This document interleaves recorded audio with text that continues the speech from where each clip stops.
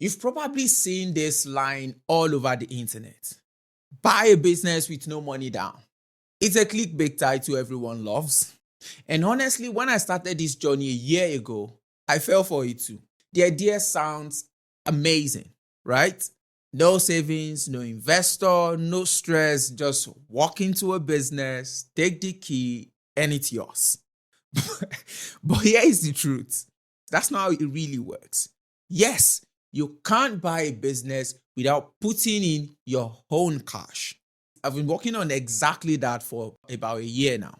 And in the world of merger and acquisition, they call it leverage buyout.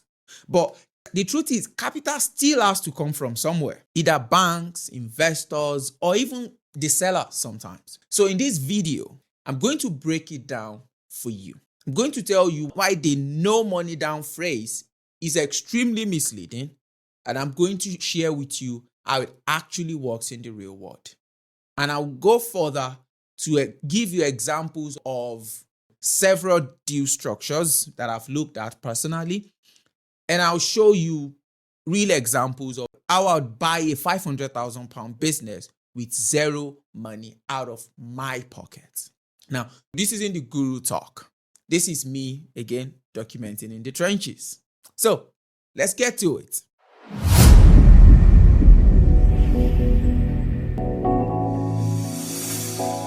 Let's start with the myth.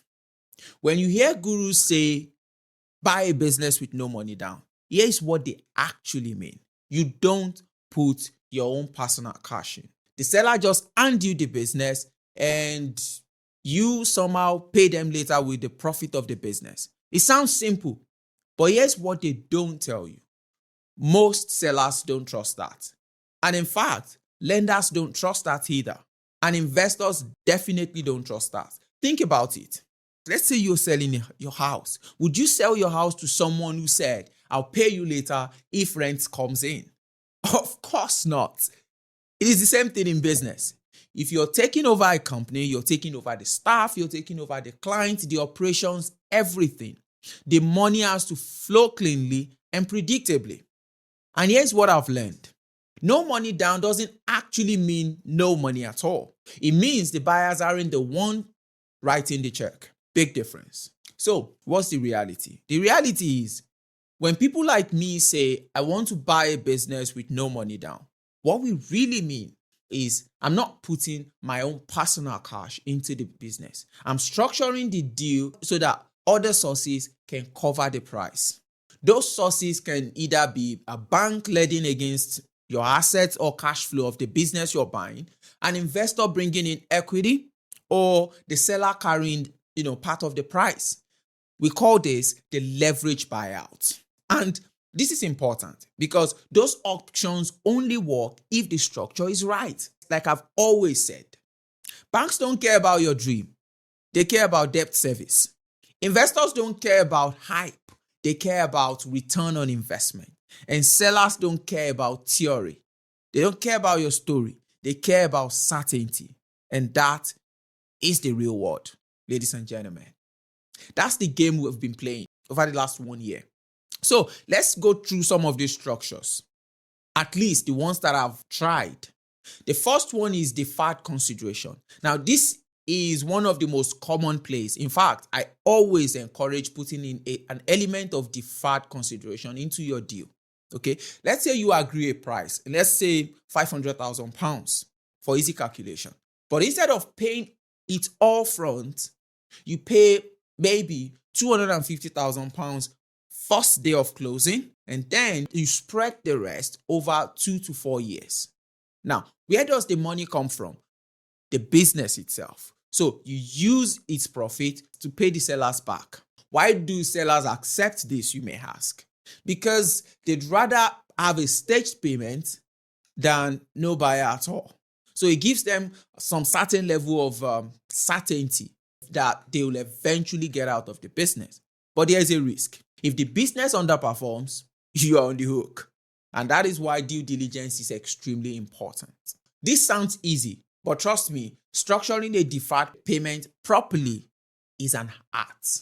Now, the second structure is called seller financing. Now, some people use deferred consideration interchangeably with seller financing, but I choose to separate it at this point because they can actually be separate. Now, this is when the seller literally acts like a bank. Let's say the business is worth, again, 500,000. You might pay 300,000 now, and then the seller gives you a loan, a 200,000 pound loan to cover the rest. You pay them back over time, with or without interest, depending on, negotiation. Now, why would they do that? Because they trust their own business. They know it can generate the cash. Again, the risk, if the relationship goes sour, it gets messy. So you're basically tied to them until you finish paying them. But if there is a strong rapport, in most cases, sellers can actually be open to this. Let me give you an example. In fact, this is a real life example. This is a story I heard one of my colleagues do the same thing exactly. So he saw this business. The business was worth 1.3 million pounds. The business has been operating for 40 years. The client has been operating the business for 40 years. Now, at the point they've agreed the deal, then the buyer was going out to look for debt. But the seller called the buyer and was like, you know what? I've already made all the money. This business has made me enough money. All I just need to do is step out. What if I lend you the money and you pay me back with interest over a certain period of time? And that was it. That's what you call seller financing. And sometimes they might issue what they call a seller note.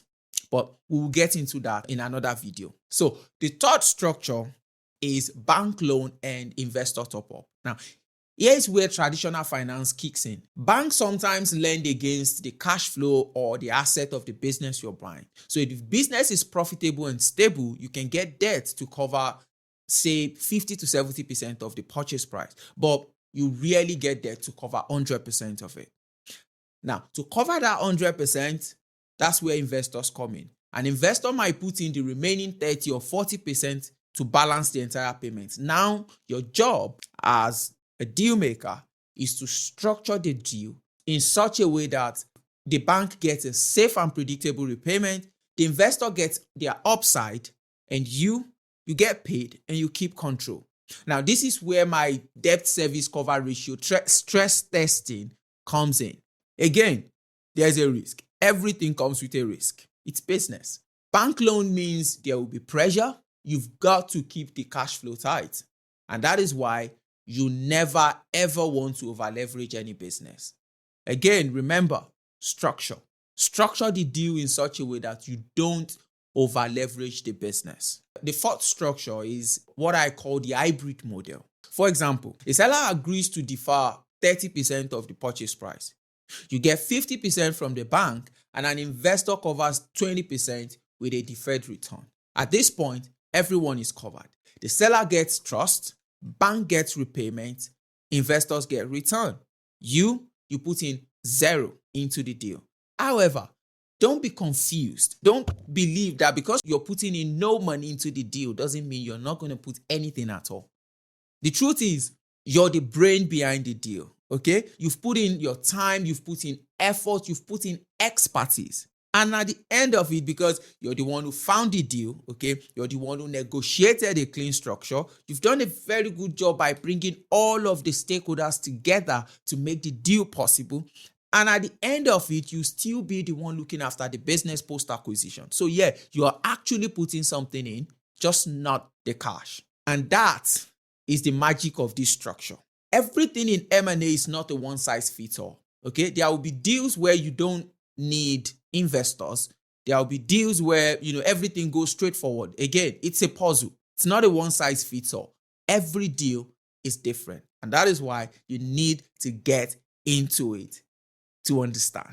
Let's walk through an example, okay? This is an example. This is not a real deal. This is an example. So let's say you want to buy a business and you value the business at 500,000 pounds. Here's how I'd structure it with zero of my own cash. 50% from bank loan, which is 250,000 pounds. There are so many credit facilities out there that you can make use of. It's out there. Trust me, you will definitely get one. 30% deferred consideration over, let's say, 150,000 pounds paid over 3 years.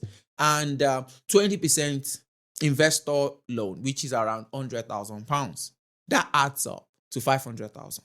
You, the buyer, you put nothing in. But notice what happened. The seller gets half of the entire purchase price upfront, so they feel safe. The sellers also stay tied into the business, so they believe in you, they work with you, they support you. Banks get comfort from assets or cash flow, and you get time to run and grow the business. That is what we actually mean by no money down deal. That's how you do it the real way. So the real takeaway here is this. Stop obsessing over your personal bank account. When I started I thought I have to have £1 million sitting around somewhere. So I can't do this. But that's wrong. The truth is, finance follows structure. If the structure makes sense, lenders and investors will come. They don't fund people. They fund deals. Banks don't fund people. They fund deals. They want predictability. They want discipline, a clear plan. So instead of worrying about saving up millions, worry about asking the right question, spotting the red flags, and creating a win-win structure for all the stakeholders involved. That is the real game. So, can you buy a business with no money down? Yes, but not the way the internet sells it to be. It's not free. It's not magic. It's about structuring the deal so that the right money flows in from the bank, investors, and even the seller sometimes. So if you're on this path, forget about the guru. Don't chase the guru shortcuts. Learn structure, respect the sellers, protect cash flow, and always keep asking questions. That's how you actually create a no money down structure for real. So if this video has really helped you, hit the subscribe button, drop a comment box with your thoughts. And again, if you're a seller looking to sell your business, drop me an email. My inbox is always open. See you in the next video.